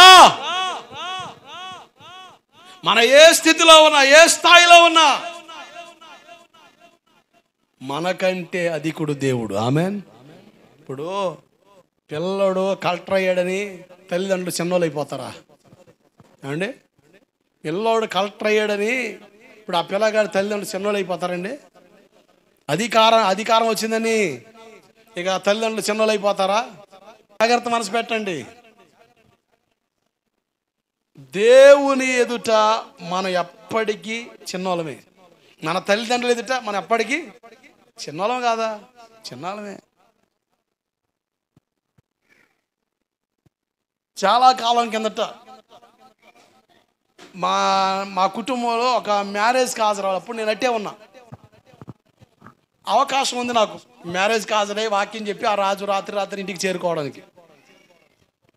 కనుక అక్కడ వాళ్ళు చెప్పారు, ఇలా గుంటూరు పాస్టర్ గారు కూడా వస్తారు, పెళ్ళి మీరే చేయండి పాస్టర్ గారు, వాక్యం ఆయన చెప్తారని. ఇక సరే మేము కూడా రెడీ అవుతున్నాం. మా ఫ్యామిలీ మెంబర్సే కదా, మా నాన్నగారు వాళ్ళు కూడా, మా అమ్మగారు, వీళ్ళందరూ రెడీ అవుతున్నాం. మా బావగారు అందరూ కూడా వాళ్ళ వాహనాలు వాళ్ళు సిద్ధపరచుకున్నారు, మేము మా వాహనం సిద్ధపరచుకున్నాం. ఇక వెళ్తే కొంచెం ఆలస్యం అవుతుంది, మేము త్వరగా వెళ్ళిపోయాం. నాతో పాటే మా నాన్న వచ్చేసాడు, నాకు తెలియదు. నేను ఆ వేదిక దగ్గరికి వెళ్ళేటప్పుడు అక్కడ నడిపిస్తున్న ఆ వ్యక్తి మన ప్రాంతం నుంచి గుంటూరు ప్రాంతానికి వెళ్ళి సేవ చేస్తున్న దైవజనులు చార్లెస్ గారు మన మధ్యకి వచ్చారు, అందరు లేచి చప్పలు కొట్టండి అన్నాడు. ఇక అది చూసి మా వాడు పెత్తపోయాడు, వారి దుంపదగా ఈ అతనికి మామూలుడు కాదు, అసలు ఆడాడో ఉన్నాడు, ఏడ ఎవరు తెలియదు అనుకుంటే ఏడ కూడా ఎవరని గట్టిగానే ఉందని. అది కొంచెం ఆయనకు సంతోషం అనిపించింది. ఆ రోజే కొద్దిసేపు నా వాక్యం అన్నాడు మా నాన్న. పెళ్ళి కదా, కొంచెం 2-3 జోకులు పేల్చా, చక్కగా హ్యాపీగా నవ్వుకొని కొంచెం నా ముఖం చూడలేకపోయినా నించుకొని వాక్యం దేవుని మాట్లాడినాడు. దేవుడికి స్తోత్రం కలుగునుగాక. హల్లెలూయా. ఇక చూసుకో, మరి నా మర్యాద, నా వ్యవహారం మా నాన్న తెలియదు కనుక ఇప్పుడు దాకా ఎట్ట కట్టుకున్నా, ఇప్పుడు చూశాడుగా అని చెప్పేసి ఏంది డాడీ ఏంది మరి అని ఊపితే కుదురుద్దా? ఆయనకి నేను పిల్లోడిని. దేవుడికి స్తోత్రం కలుగునుగాక. ఆయన ఎదుట నేను పిల్లోడిని. ప్రపంచం అంతా ఉర్రోతలుపినా మా అమ్మ నాన్నకాడు నేను ఎవరిని? పిల్లోడినే. దేవుడికి స్తోత్రం కలుగునుగాక. అంతేగాని పిల్ల అసలు నేను ఆలకాడ ఇవ్వకూడదు, అది మరీ దారుణంగా ఎడుతుంది. కనుక దేవుడు మన తండ్రి. మనం ఎంత స్థితిలోకి వెళ్ళినా ఆయనకంటే పెద్దోళ్ళం అయిపోతామండి మనం. ఏమండి అయిపోతామా? మరి ఉద్యోగం వచ్చి కింద కూర్చోడం అంత నామార్థం ఎందుకు? లైవ్లో వినేవాళ్ళు చెప్తాను వినండి. ఉద్యోగం వచ్చింది, ఒక స్థాయి వచ్చింది, కింద కూర్చోవడానికి అంత నామార్థం ఎందుకు? చర్చిలో కూర్చోవడానికి నామార్థం ఎందుకు? All are labors. I'm the real mother batch. I'm the signature. మామూలు లేదా? బడాయి బంక ఇవన్నీ పక్కన పెట్టు, అసలు పక్కన పెట్టేసాయి. నేను పిహెచ్డి చేశాను, ఎంటెక్ చేశాను, నేను రెవరెండ్, నేను చాలా సర్టిఫికేట్లు తీసుకున్నా, చాలా విషయాల్లో చదువుకున్నా, ఈ బైబిల్ విషయంలో కూడా చాలా కోర్సెస్ చేశా. అవేం మెన్షన్ చేయను. కొంతమంది రెవరెండ్ ఫిన్ని అని వస్తారు. అబ్బాయి రెవరెండ్ లేదు, 22 లేదు. అయితే పాస్టరీ లేదని నోరు మూసుకుని కూర్చో. అంతేగాని రెవరెండ్లో, బిషప్లో, రైట్ రెవరెండ్లో, 22 మనకు వద్దు, అవసరమే లేదు. ఈ చెప్పుకోవడానికి తీసుకోలే. మా కొన్ని సందర్భాల్లో అవసరం. రెవరెండ్ అంటే రెవరెన్స్, పూజనీయుడు అని అర్థం. పూజనీయుడు ఎవరు? పూజనీయుడు ఎవరు? రెవరెండ్ అంటే పూజనీయుడు. రెవరెండ్ అని పెట్టుకోవడం మేము అర్హులం కాదు, పూజనీయులం కాదు. మేము ఉత్తరాలు రాస్తారు, పూజనీయులైన మా తల్లిదండ్రులకు నమస్కరించు రాయినదేమనగా టమాటాలతో టాటాలు, బెండకాయలతో బాబాయిలు, వంకాయలతో వందనాలు, ఇంకా చెప్పాల్సిన చాలా ఉంది, ముడి చేతనం అని క్లోజ్ చేస్తాడు. పూజనీయులైన తల్లిదండ్రులు. పూజకు అర్హులు ఎవరో? దేవుడే. ఆరాధనకి యోగ్యుడు దేవుడే. ఆయన తప్ప ఇంకెవరికి ఆరాధన చెందకూడదు. ఆ అర్హత ఎవరికి లేదు. రెవరెండ్ అన్నది నేను ఎందుకు తీసుకున్నానంటే, రెవరెండ్ అన్న సర్టిఫికెట్ లీగలైజ్డ్, గవర్నమెంట్ ప్రకారంగా లీగలైజ్డ్ అంటే సంఘంలో సమాధి కార్యక్రమాలు చేయవచ్చు, అలాగే బాప్తీసాలు ఇవ్వచ్చు, సంఘంలో బళ్ళు ఇవ్వచ్చు. అంటే ప్రభుత్వ లెక్కల్లోకి వచ్చినప్పుడు ఇవి అవసరత పడతాయి కనుక లీగల్ అని చెప్పడం కొరకు ఇవి మాకు అవసరం గనక, ఇవి ప్రభుత్వాలు అడిగే కొన్ని పరిధుల్లో లెక్కలు కనుక ఇవి తీసుకొని పక్కన పెట్టుకో. అందుకనే రెవరెండ్ అని, డాక్టర్ అని, యాక్టర్ అని ఏం అవసరంలే. దేవుని ఎదుట మేము చిన్నోళ్ళమే, ఆయనే గొప్పోడు. దేవుడికి స్తోత్రం కలుగునగాక. మన ఏ స్థాయికి వచ్చినా మనం ఎంతగా తగ్గించుకుంటామో అంతగా దేవుడు హెచ్చిస్తాడు, అంతగా దేవుడు దీవిస్తాడు, అంతగా దేవుడు మనం విస్తరింపజేస్తాడు. దేవుని మహిమను దొంగలించేది గర్వం, దేవుని మహిమను దొంగలించేది లెక్కలేంతనం, అహం. అది చాలా ప్రమాదం. ఇతడు తన బలాన్ని బట్టి మురిసిపోతున్నాడు. నా ప్రాణమా తిను, తాగు, ఎంజాయ్ అని దేవుడు అన్నాడు. ఇరోడా, అదిగో సాతానుగా నీ ప్రాణం అడుగుతున్నాడు. ఈ రాత్రి వాళ్ళకి నీ ప్రాణం వదిలేస్తే నీ ఆస్తి అంత ఎవరిదవుద్ది? అక్కడే గుండాకి కింద పడ్డాడు, డాముని కింద పడ్డాడు అంతే. ఈ సిగ్గులేనోడు చికెన్ తెచ్చుకొని సీకుతున్నాడు కదా, ఆ చికెన్ పీస్ పట్టుకున్న ఆ సిగ్గులేనోడు అలాగే పడ్డాడానికి డాముని కింద పడ్డాడు. గొర్రెల కాపరిగా, దేనికి పనికిరాని వ్యక్తిగా, తండ్రి కూడా గుర్తు పెట్టుకోలేంత స్థితిలో ఉన్న గొర్రెల కాపరిగా పిలువబడిన దావీదు రాజు గారు గొర్రెలను కాస్త దేవుని ఆరాధిస్తూ, దేవుని శక్తిని కలిగి, దేవుని స్తుతిస్తూ, గొలియాతును కొట్టడానికి వెళ్ళినప్పుడు కూడా సున్నతి లేని ఫిలిష్తీయుడు దేవుని ప్రజలను ధిక్కరించి అంతటి వాడు. యుద్ధము నాదన్నాడు, యెహోవాదన్నాడా? ఎవరిది? యుద్ధము యెహోవాదే. War belongs to God. యుద్ధము యెహోవాదన్నాడు. వడిసెల్లో రాయి పట్టుకునైతే ఆ గొలియాత్ అంటే నేను కుక్కని అనుకున్నావరా అంటాడు. కుక్కవని అనుకున్నావా నువ్వు? ఒడిసెలు పట్టుకొని వచ్చేవేది? నీ ఆయుధమేది? ఆ ఒడిసెలతోనే విసిరి కొట్టగా దావీదు చేసిన ప్రయోగం దేవునికి మహిమార్థం ఉంది కనుక దావీదుకు దేవుడు జయాన్నిచ్చాడు. దేవుడికి స్తోత్రం కలుగునగాక. ప్రతి చోట తాను తగ్గించుకొని దేవుని గొప్ప చేశాడు. ఈ వ్యక్తిని తీసుకొచ్చి దేవుడు రాజుగా మార్చాడు. గొర్రెలను ఏలుతున్న వ్యక్తి, గొర్రెల కాపరుకున్న ఈ వ్యక్తి రాజుగా మారాడు. ఇశ్రాయేలుకి ఏలికగా మారాడు. ఈ వ్యక్తి ఏమంటున్నా తెలుసా? 103వ కీర్తనలో, నా ప్రాణమా యెహోవాను సనుతించు, నా అంతరంగంలో సమస్తమా యెహోవా చేసిన మేలులో దేనిని మరవద్దు. ఈడేం చెప్తున్నాడు? ఈ తలకాయ మాసినోడు చెప్తున్నాడు, ప్రాణమా తిను, తాగు, సుఖించి, ఎంజాయ్. కానీ దావీదు గారు ఏమన్నాడు? దేవుడు చేసిన మేల్లో దేన్ని మరవద్దు. కొంతమంది కర్ణాక దేవుడు ఏం చేశాడు, మాకు దేవుడు ఏమేలు చేశాడు అని మిడియాలంగా లెక్కలేని తనగా మాట్లాడే వాళ్ళు ఉన్నారు. ఒక దైవజనుడు చెబుతున్నాను, నువ్వు బ్రతుకున్నావంటే దేవుని కృప. ఈరోజు క్షేమంగా బ్రతుకుతూ నడుస్తున్నాడు, అది దేవుని కాపుదల, దేవుని కృప. దేవుని కృపను దాటుకొని మీరి నీ జీవితంలో ఎక్కడో కూడా నువ్వు మనుగడ సాధించలేవు. అందుకని గడిచిన రాత్రి చెప్పా, కృపను వ్యర్థం చేసుకోవద్దు. దేవుని కృపను వ్యర్థం చేసుకోవద్దు.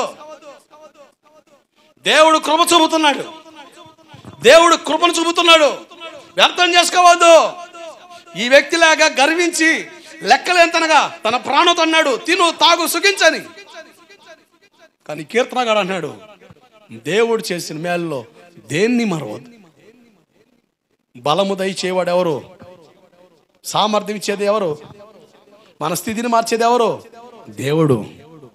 దేవుడు. మీరు చూడండి, దినవృత్తాంతాలు మొదటి పుస్తకం 29వ అధ్యాయం 12వ వచనం. దినవృత్తాంతాలు మొదటి పుస్తకం 29:12.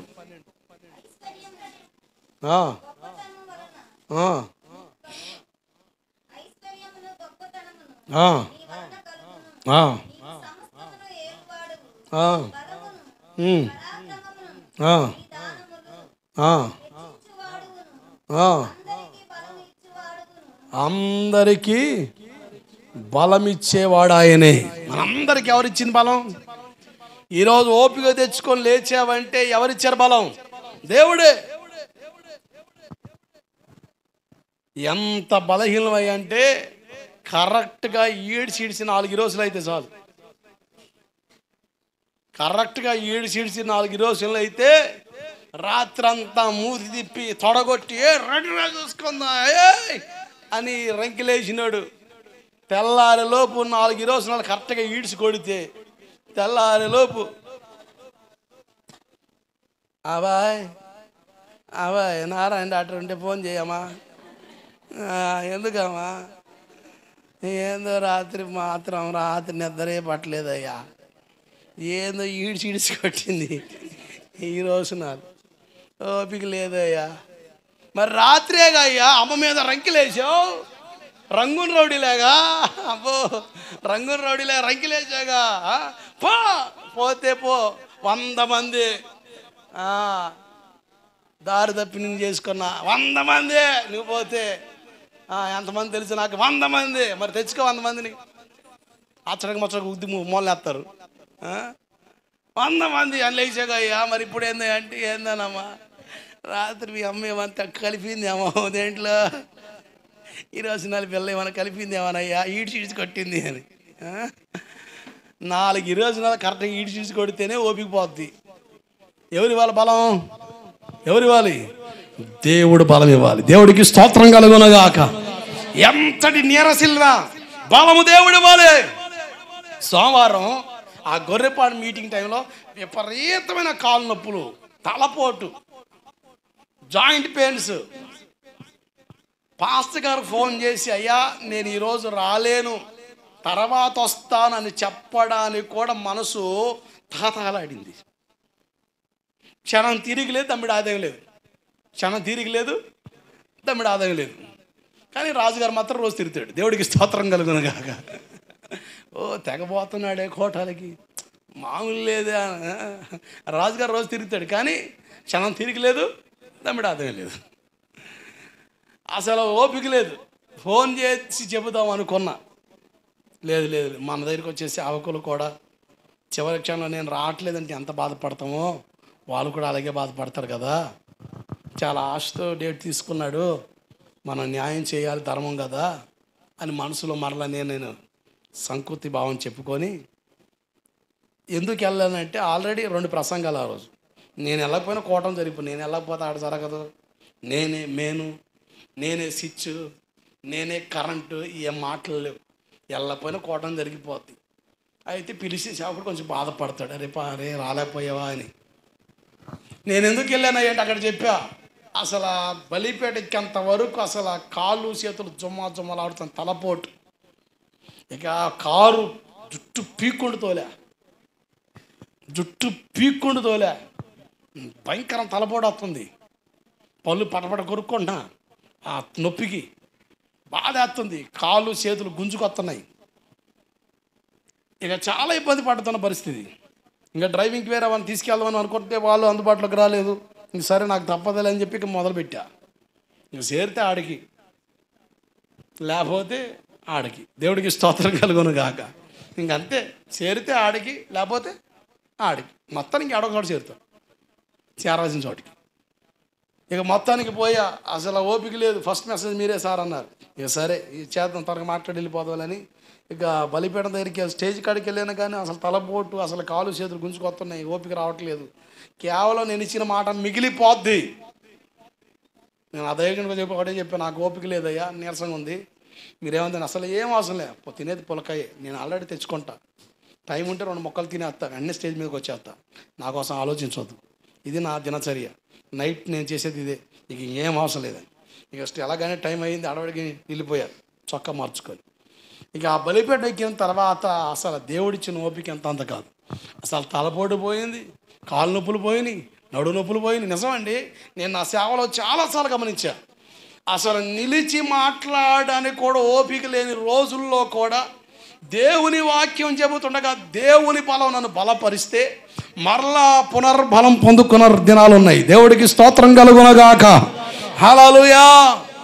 ప్రియమైన సంగమా, ఈరోజు నీరసంగా ఉంది, రాత్రి ఏదో కొంచెం భారంగా ఉండి నిద్రపడలేదు, కొంచెం ఓపిక లేదామా, ఈరోజు 2 మాటలు ముగించి ప్రార్థన చేస్తానంటే, అయ్యో మాకు కూడా అట్టగే ఉందమ్మా, మీరు కూడా ప్రార్థన చేసేయండి హల్లెలూయా అన్నాడు స్తోత్రం వాడు. దేవుడికి స్తోత్రం కలుగునగాక. ఇక దేవుని సేవకు మనం ఉపయోగపడతామా? లేదు. దేవుని పని యోగ్యంగా చేస్తే దేవుడే బలాన్ని ఇస్తాడు. దేవుడికి స్తోత్రం కలుగునగాక.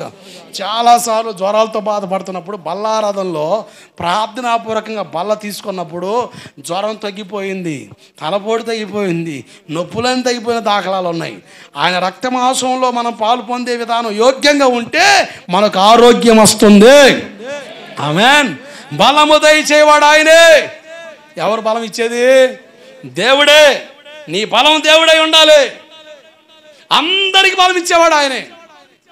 పలానా కులస్తుడికో ఆయనే, పలానా మతస్థుడికో ఆయనే, అమెరికా వాడికో, రష్యా, కెనడా, ఆఫ్రికా, యుగాండా, ఏ స్టేట్లో ఏ దేశంలో ఉన్న మనిషిగా ఈ 6 నెలలు పుట్టిన ప్రతి ఒక్కడికి బలం ఇచ్చేది ఆయనే. దేవుడికి స్తోత్రం కలుగునగాక. ప్రతిరోజు లెగడానికి కావలసిన బలం ఇచ్చేది ఆయనే. నీ ప్రాణం విసిగిపోయినా నీ ప్రాణాన్ని బలపరిచి చేత తీర్చి మళ్ళా నిన్ను లేపేది ఆయనే. ఈరోజు మంచం నుంచి లేచామంటే కేవలం దేవుడు. మరి అంత కార్యం చేసే దేవుడి దగ్గర రావడం అంత నొప్పి ఏందంటా నేను, అంత ఇబ్బంది ఏందంటా నేను, అంత కష్టం ఏందంటా నేను, అంత పోరాటం ఏందంట. సాతానుగా నేను దేవుని దగ్గర రానివాడు. అయినప్పటికీ కూడా దేవుని దగ్గర రావడానికి నీకు బలం ఇచ్చింది ఆయన, నీకు శక్తినిచ్చింది ఆయన, నీకు క్షేమనిస్తుంది ఆయన, నిన్ను బ్రతికిస్తుంది ఆయన, నిన్ను నిలబెడుతుంది ఆయన.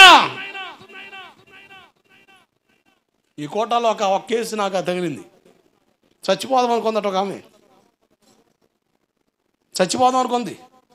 నరసాపాలెం ఆ విషయం నేను విన్నా. అసలు ఆ నరసాపాలెం అయితే వాక్యం చెబుతున్నాను, స్క్రీన్ ఉంది, ఎగ్గిరి అవతల పడింది స్క్రీన్ గాలికి. కానీ మనుషులు మాత్రం ఒక్కరు కదలట్లేదండి. ఆడాడి స్వరపడి వాక్యం అంటున్నారు. వెళ్ళిపోతారే మనోళ్ళు అనుకో, ఏం చేస్తారు? హల్లెలూయా, వెళ్ళిపోవడమే. ఎందుకంటే అలవాటు పడ్డ ప్రాణాలు కదా, రోజు ఏడా ఉంటాం కదా, మరి వాళ్ళకి ఏమన్నా చెక్కం కదా, ఫస్ట్ టైం కదా, అందుకని వాళ్ళు అక్కడక్కడ నక్కి అంటున్నారు. మీరైతే మీ పాత్ర మీరే చేసేసి హల్లెలూయా అని వెళ్ళిపోతారు. 2 తొప్పర్లు పడితే చూడాలి మన భక్తి. 2 తొప్పర్లకే టకీమని లేచి తొక్కినోడు తొక్కేసి తిప్పినోడు తిప్పేసేసి అడ్డం పడిపోతాం. తడవ నువ్వు సక్కన కొత్తకొన్న సంగతి దేవుడు కూడా తెలుసుగా. ఈ ఆడ మురికి ఆడే ఉండదుగా, కనీసం వానలో తడిసినా కొంచెం మురిగిపోద్దుగా. కొంచెం అప్పుడప్పుడు తడు, నువ్వు అదే తడితే ఏదో సాగిపోతాయి సిరిగిపోతాను ఫీల్ అయిపోతావు నువ్వు. అదే లచ్చల వస్తువులు అన్నట్టుగా ఏడిస్తే 150 రూపాయలు సొక్కయ్యగా, సిరిగితే 33 సార్లు కుట్టించుకుందాం. దేవుడికి స్తోత్రం కలుగునుగాక. ఏమని చెప్పు దాంట్లో టెన్షన్ పడే పనిలే. వాళ్ళైతే అక్కడక్కడ తొళ్ళాడుతున్నారండి. నేను వాక్యం చెబుతున్నా, వాన పడుతున్నా ఉంది. ఇక వాళ్ళ సంగతి చూసి ఎవరో వీళ్ళు వెళ్ళేటట్లేరు అని నేను ముగించా. ఆ కోటానికి భాగాలు కడితే ఊరు మొత్తం మోగుతుంది. చాలామంది అక్కడక్కడ డాబాల మీద కూర్చొని వాక్యం అంటున్నారు. దాంట్లో కంప్లైంట్ ఏంటంటే ఒక ఆమె చచ్చిపోవాలనుకుంది. ఆమె ఎందుకు చచ్చిపోవాలని నేను మ్యాటర్ అడగలే. ఏమండి, మీరు నరసాయిపాలెం రావడం ఎంత లాభదాయకం, అంత లాభదాయకం అన్నాడు. ఒకటి, ఆ రోజు మీరు చెప్పిన వాక్యం ఒక ఆమెను బ్రతికించింది. దేవుడికి స్తోత్రం కలుగునగాక. హల్లెలూయా. ఆమె డాబా మీద దూకి చేద్దామని డాబా ఎక్కింది. నేను వాక్యం చెబుతున్నా. ప్రార్థన నీ ఇంటిని కట్టుద్ది. ప్రార్థన నీ పరిస్థితి మారుస్తుంది. ప్రార్థన నీ కుటుంబంలో ప్రతి చిచ్చును చెడగొట్టుద్ది. సాతానుగాడి పథకాలు విరగొట్టుద్ది. ప్రార్థన ప్రకారంగా మారితే నీ భర్త మారుతాడు, నీ పిల్లలు మారుతారు, నీ ఇల్లు మారుతుంది, నువ్వు మారుతావు. రా అన్న ఒక్క కేక ఆమె హృదయాన్ని తిప్పర్ల చేసింది. గట్టిగా చప్పలు కొడుతూ స్తోత్రం చెప్పండి. హల్లెలూయా. విరమించుకొని వెనక్కిపోయింది. దేవుడు ఈరోజు నీతో కూడా మాట్లాడుతున్నాడు. నేను నమ్ముతున్న ప్రతి ఆదివారం నీతో మాట్లాడకుండా లేడు అన్న సంగతి. నేను ఒట్టిగా ఎక్కడ నిలబడి మాట్లాడినా ఆ మాట ఎవరికో ఒకరికి అవసరమైతేనే నా నోట ఆ మాట వచ్చేది. వరస్ట్గా వేస్ట్గా ఏ మాట కూడా పొంగదు, పొరలదు. అది పొంగింది, పొరలిందంటే ఆత్మదేవుని సహాయం ఖచ్చితంగా ఉంటుంది. దాని అవసరత ప్రతి ఎవరికో ఒకరికి అవసరం అయితే ఆ మాట నా నోట బయటపడుద్ది. అది నేను ఊరగా చెప్పినా, తేలిగ్గా చెప్పినా, క్యాజువల్గా చెప్పినా, ర్యాష్గా చెప్పినా, ఎట్ట చెప్పినా ఆ మాట నేను బ్రతికిస్తుంది. ఎందుకు అంటే అది నా మాట కాదు. బోడి నా మాట తొంగలో దొక్కో, అవసరం లేదు. నా మాట నీకు ఉపయోగం ఉండదు. దేవుని మాట, నేను పలికే దేవుని మాట. బలిపేట మీద నిలబడినప్పుడు చివరి నుంచి మొదటి వరకు, మధ్యలో అయినా ఎక్కడైనా కడసారి వరకైనా వచ్చే పలికేది దేవుని మాటే. ఆ మాట నేను బ్రతికిస్తుంది. ఆ మాట నీకు ఆధారం అవుద్ది. ఆ మాట నీకు జీవప్రధానం అవుద్ది. ఆ మాట నీకు క్షేమాన్నిస్తుంది. వీళ్ళు వాళ్ళ బలాన్ని బట్టి గర్వించారు. ఆ బలమే వాళ్ళకి బలహీనతగా మారింది. దేవుడు దాన్ని ఓర్వలేకపోయాడు, దాన్ని అంగీకరించలే. దేవుని చట్టం అది ఒప్పుకోదు. దేవుని కంటే ఒక చట్టం ఉంది, దేవుని కంటే ఒక న్యాయం ఉంది. ఆ న్యాయంలో, ఆ చట్టంలో కొన్ని విషయాలు ఆయన అంగీకరించడు. నువ్వు ఎవడైనా కానీ, ఏమంటే లూసిఫర్ సంగీత విద్వాంసుడు పొరపాటు చేస్తే ఒప్పుకోలేదు, తొలగించేశాడు. ఆయన మహిమని ఎవరికి ఇవ్వడు. ఆయన కూడా ఒక చట్టం ఉంది, ఒక తీర్పు ఉంది, ఒక లెక్క ఉంది. ఆ లెక్కలు మీరు ఎవడు నడిచినా ఒప్పుకోడు. దేవదూతల్ని ఒప్పుకోలేదు ఆయన. దేవదూతల్లో కూడా చాలా లోపాలు ఉన్నాయని బైబిల్ చెబుతుంది. దేవదూతలను కూడా ఒప్పుకోలేదు, నెట్టేశాడు. దేవుడు అంగీకరించడు. నేను చెప్పేది ఏంటంటే, తృణీకరించబడే జాబితాలోకి రావద్దు. దేవుడు నెట్టివేసే జాబితాలోకి రావద్దు. దేవుడు కొంతమంది తృణీకరించేస్తున్నాడు, తోలనాడుతున్నాడు, కొట్టివేస్తున్నాడు. ఆయన లెక్కల్లో కొట్టేశాడా, ఇక నీకు దినదినగండ నూరేలాశ కాదు, నీకు మూడిందని అర్థం. నీకు లెక్కలేసుకుని రోజు లెక్క పెట్టుకోవడమే. హెబ్రీ పత్రిక 12వ అధ్యాయం 16-17 వచనాల్లో ఏసావు తృణీకరించబడ్డాడు. కీర్తనలో 51వ అధ్యాయం 10-11 వచనాలు చదవండి. కీర్తనలు 51వ అధ్యాయం.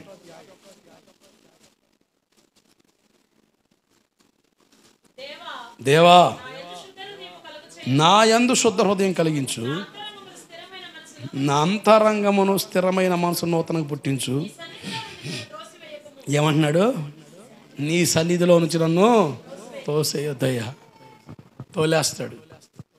నేను వాస్తవం చెప్తున్నా, నేను అనుభవపూర్వకంగా చూసా. నా సేవలో ఈ అనుభవాన్ని చూశాకని చెప్తున్నా. కొంతమందిని నెట్టేస్తాడు దేవుడు,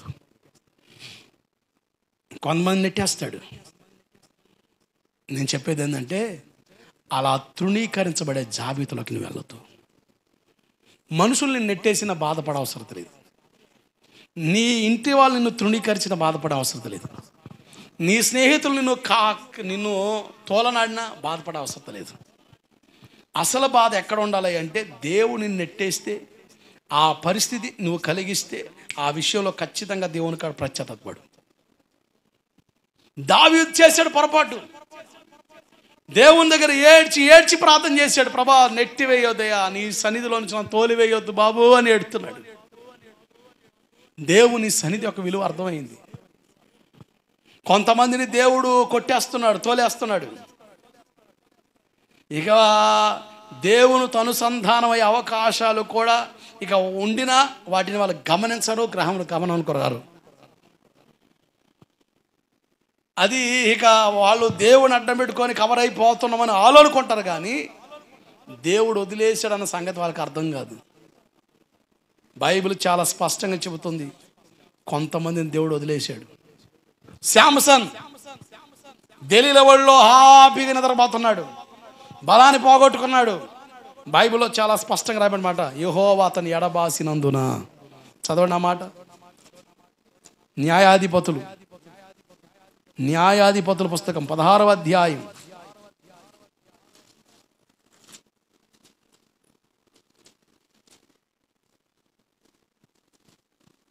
20వ వచనం. 16:20. ఆమె సంసోను, ఫిలిష్తీయులు నీ మీద పడు చున్నారనగా అతడు నిద్ర మేలుకొని ఎప్పటట్లు నేను బయలుదేరి విడజిము కొందుననుకొనెను. అయితే యెహోవా తనను ఎడబాసినని అతడు తెలియలేదు. దేవుడు నీకు దూరం అయిపోయాడు అన్న సంగతి నీకు అర్థమైందా? దేవుడు నీకు దగ్గరగా లేడు అన్న సందర్భం అర్థమైందా? ఈ స్పర్శ నీ భక్తి జీవితంలో గ్రహించగలుగుతున్నావా? దేవుడు నాతో ఉన్నాడు అన్న నమూనా నీకుందా? దేవుడు నీకు దూరం అయిపోయాడు, దేవుడు నీకు వేరైపోయాడు, దేవుడు నీకు దూరం చేసుకున్నావు అన్న సంగతి నీకు అర్థమవుతుందా? గమనానికి రావట్లేదు. నా బాధ ఏంటంటే నీకు అర్థం అవ్వాలి, దేవుడు నీతో లేకపోతే నువ్వు అపజయమే. దేవుడు నీకు లేకపోతే నీ జీవితంలో శూన్యమే. కానీ ఈ మోడర్న్ యుగంలో, ఈ రాకడకు సమీపంగా ఉన్న ఈ సంఘకాలంలో, ఇది లవోదిక సంఘకాలం అంటారు. ఏ సంఘకాలం? లబోదిబో చెప్పండి సరిగా. లవోదిక చెప్పండి. ఒద్దిక చెప్పండి. ఒద్దిక రాధిక కాదు, బొద్దిక కాదు. ఏంటి? లవోదిక. లవోదిక అంటే లబోదివ అంటారు ఒక్కొక్కరు. లబోదిబో లేదు, ఒద్దిక లేదు, పొద్దిక లేదు, బొద్దింక లేదు. లవోదిక చెప్పండి. లవోదిక సంఘకాలం. ఈ లవోదిక సంఘానికి వచ్చిన ప్రస్తావనలో ప్రకటన 3వ అధ్యాయం 20వ వచనం చదివితే, ఇదిగో నేను తలుపు నాదుండి తట్టుచున్నాను, ఎవడైనా నా స్వరం విని తలుపు తీసిన నేను అతని వద్దకు వచ్చి అతనితో నేనును నాతో కూడా అతడును భోజనం చేస్తారు. ఫుడ్ అంటే సహవాసం, భోజనం అంటే సహవాసం చూసిన. ఇక బోవ అంటే ఆ బోవ అనుకున్నారు. యేసుప్రభు మాతో కూడా కూర్చొని భోజనం చేస్తాడా? దానికి అర్థం ఏంటంటే సహవాసం. నీతో నేను సహవాసం చేస్తాను. ఇప్పుడు తలుపు యొద్దుండి తడుతానంటే అర్థం ఏంటి? ఈనాటి సంఘం అన్నీ పోగేసుకుంది. ఇప్పుడున్న సంఘం ఎంత భ్రమలో ఉంది అంటే, ఏ కూటమి పెట్టిన సక్సెస్. జనాలు కూడా అలాగే వస్తారు, ఖర్చు కూడా అలాగే అవుద్ది. అసలు ఏ లోటు లేదు, కావాల్సిన వస్తువులన్నీ కూడా చర్చిలో సమకూర్చుకుంటున్నాం. ఇప్పుడు కాంగో పెట్టాలి, కాళ్ళు యేసుప్రభు కొంచెం జరిగాయి అంటే ఆయన అలా జరుగుతాడు, కాంగో పెడతాం. కొద్ది రోజులకి యేసుప్రభు కొంచెం జరిగాయి, స్టూలు పెట్టాలి, కొంచెం జరుగుతుంది. అయ్యా యేసుప్రభు కొంచెం తలుపు వేయాలి, కొంచెం జరిగాయి అంటే పక్క వస్తాడు.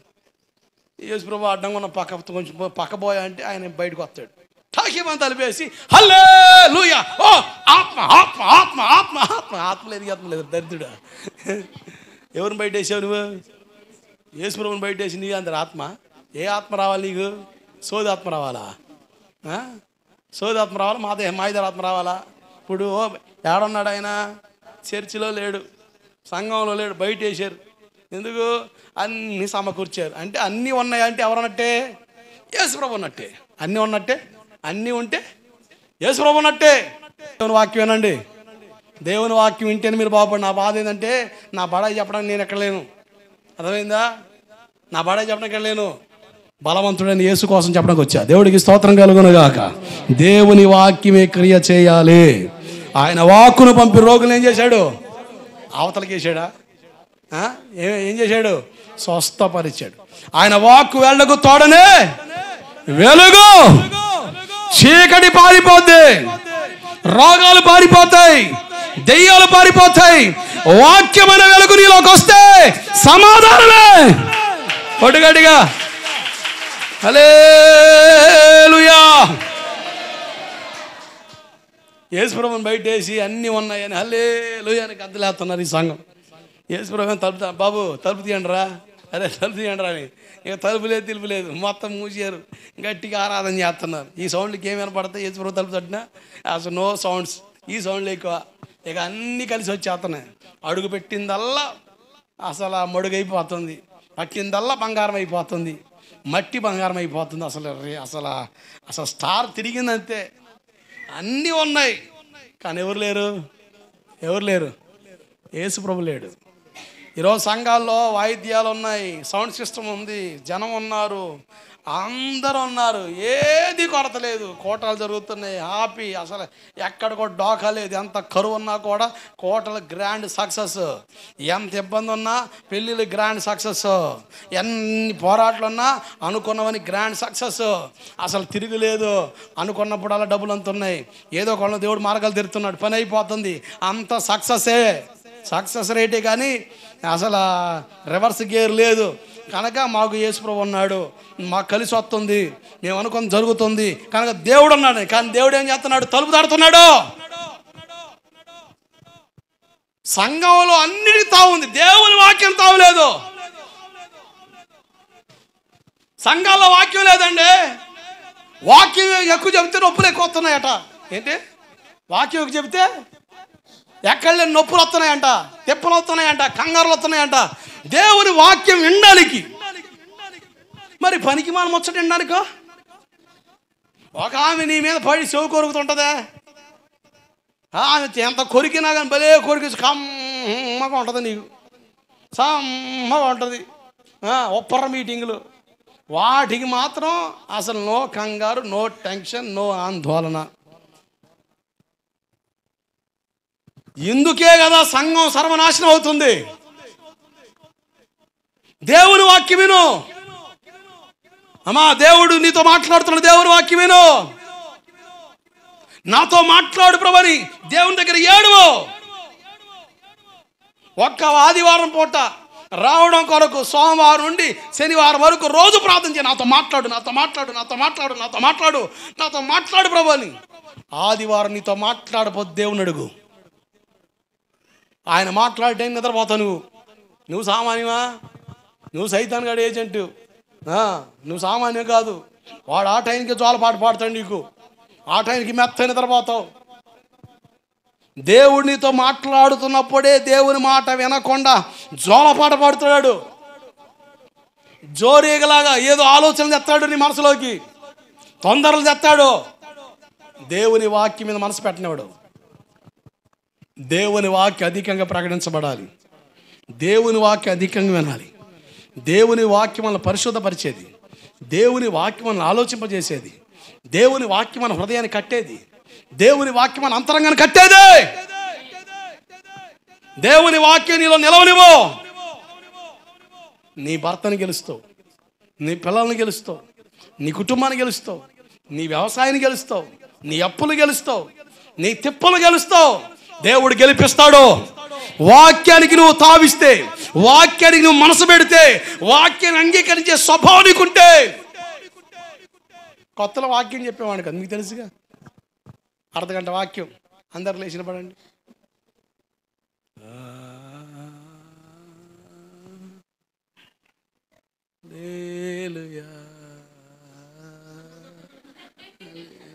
మామూలు కాదు. చూసుగా మధ్య మధ్యలో కళ్ళు లేదు. మనస్ఫూర్తిగా ఆరాధన చేసేది ఏముంది? ఏమీ లేదు. మేము కళ్ళు తెరిచి చూడాలి. ఎందుకు? నువ్వు ప్రార్థన చేస్తున్నావా? ముసలేస్తున్నాం. కొన్ని సంఘాల్లో ఆరాధన జరుగుతుంటే ఎమర్జెన్సీ మీటింగ్ పెట్టిన అక్కాయలు మధ్యలో కూర్చొని, నేను ఏంది ఆ మధ్యలో కాలు ఉందని నేను తెగొస్తున్నా, కనపడతలే, భలే కవరింగ్ కూర్చున్నారండి. మొత్తానికి సిక్కారు. మధ్యలో నిలబడి మధ్యలో అనగా అమ్మ అయ్యగారు చూసినట్టు టంకి వెళ్ళి ఏం చేయలేదు అని అంత ఆరాధన చేస్తే నీకు మీటింగ్ అయినా అర్థం కాదు. ఇంట్లో ఆ ఊరోళ్ళేగా, పక్క ఊరోళ్ళ, ఆ ఊరు నుంచి మీ అమ్మాయి వచ్చింది, ఈ ఊరు నువ్వు వచ్చావు, ఇద్దరు కలిసారు. హలో వందనాలు, ఇక్కడే ఉన్నాం, కూటమైన కలుద్దాం, అందరూ హ్యాపీ.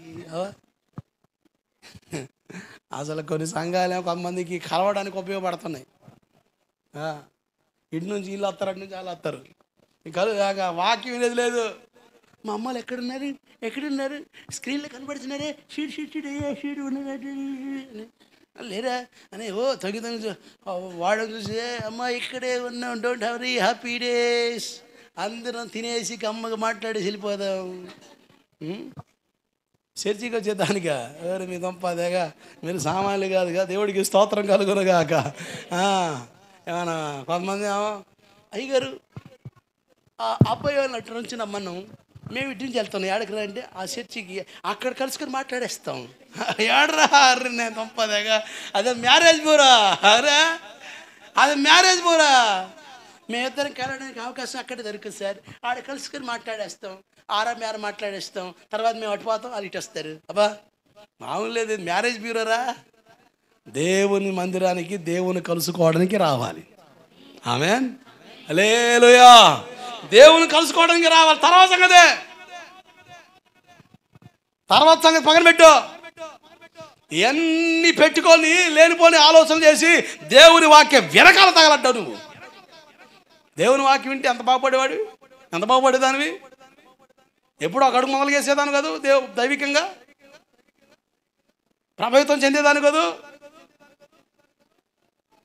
సాతానుగాడు మనల్ని ఎక్కడో ఒకసారి బ్లాక్ చేస్తుంటాడు. ఎందుకయ్యా అంటే యేసు ప్రభు సంఘంలో లేడు, సంఘం బయట ఉండిపోయాడు. అదొచ్చిన బాధ. ఆయన లోపలికి రావాలి, సంఘంలో యేసు ఉండాలి.